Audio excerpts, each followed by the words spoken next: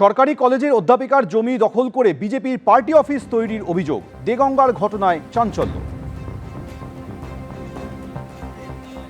গতকাল রাত্রে বিজেপির এই মণ্ডল জিএস সুমন বিশ্বাস, বুথ সভাপতি আনন্দ সরকার, এদের নেতৃত্বে একজন সরকারি কলেজের অধ্যাপিকা মৌমিতা রায়ের জমি, যার ছাত্র আমি, তার নেতৃত্বে এই পার্টি অফিস কালকে গড়ে তোলার প্রক্রিয়া শুরু করেছে। আমি রাতেই থানায় গিয়েছিলাম, পুলিশ এসেছেন, এই অবস্থায় রয়েছে।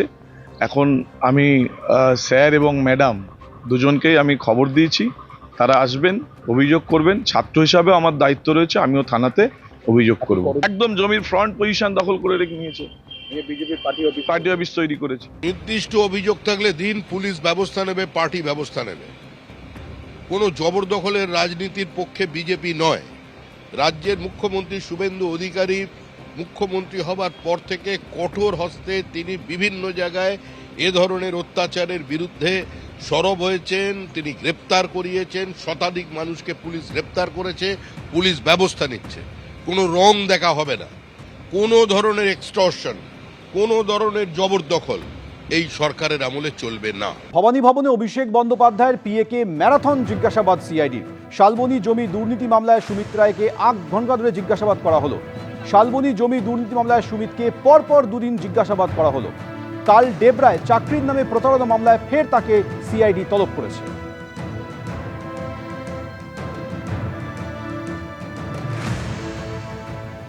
অর্থাৎ প্রথম দুদিন শালবনী দুর্নীতি মামলা এবং আগামীকাল ডেবরায় চাকরি দুর্নীতি মামলায় তাকে ডেকে পাঠানো হয়েছে। অর্থাৎ পরপর 3 দিন সিআইডির জিজ্ঞাসাবাদের মুখোমুখি সুমিত রায়।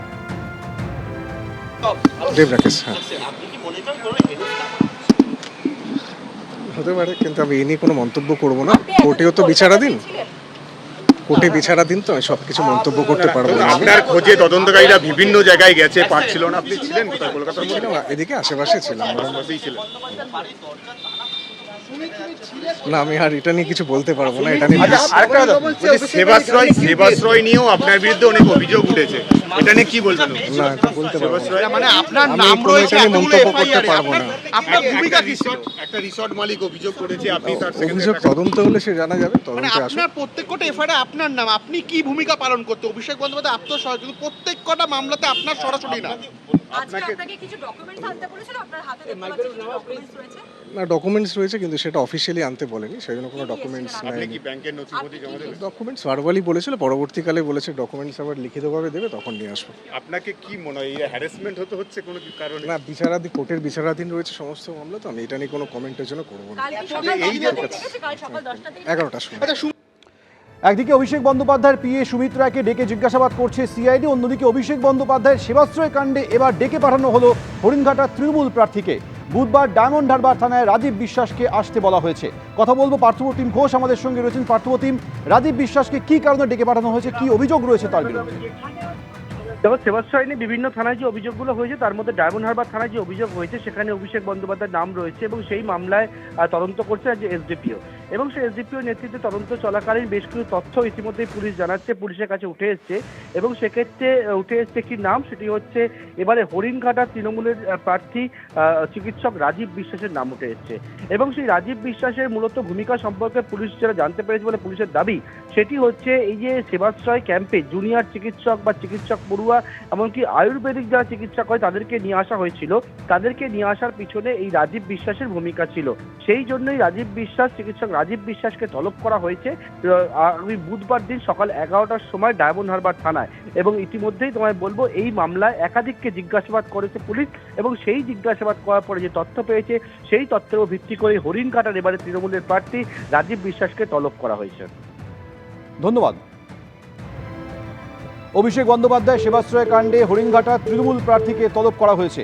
বুধবার ডায়মন্ড হারবার থানায় রাজীব বিশ্বাসকে তলব করা হয়েছে। জুনিয়র ডাক্তার এবং আয়ুর্বেদিক চিকিৎসকদের দিয়ে সেবাশ্রয় ক্যাম্পে চালানোর অভিযোগ। আগে অভিষেক বন্দ্যোপাধ্যায়ের নামে এফআইআর দায়ের করা হয়েছিল। এই রাজীব বিশ্বাসকে হরিণঘাটায় তৃণমূল এবারে প্রার্থী করেছিল, আর এবার সেই রাজীব বিশ্বাসকে বুধবার ডেকে পাঠানো হয়েছে।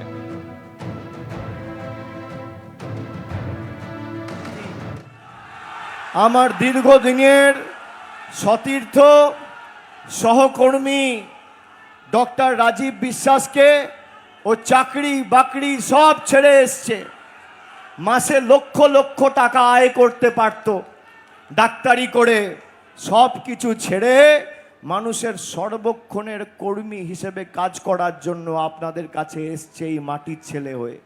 রাজীবকে জেতান, জোড়া ফুলে ভোট দিয়ে আগামী দিন তৃণমূলকে জিতিয়ে বিজেপির জামানত বাজেয়াপ্ত করুন।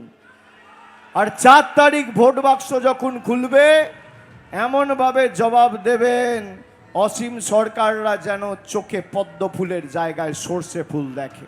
এবিপি আনন্দ, এগিয়ে থাকে, এগিয়ে রাখে।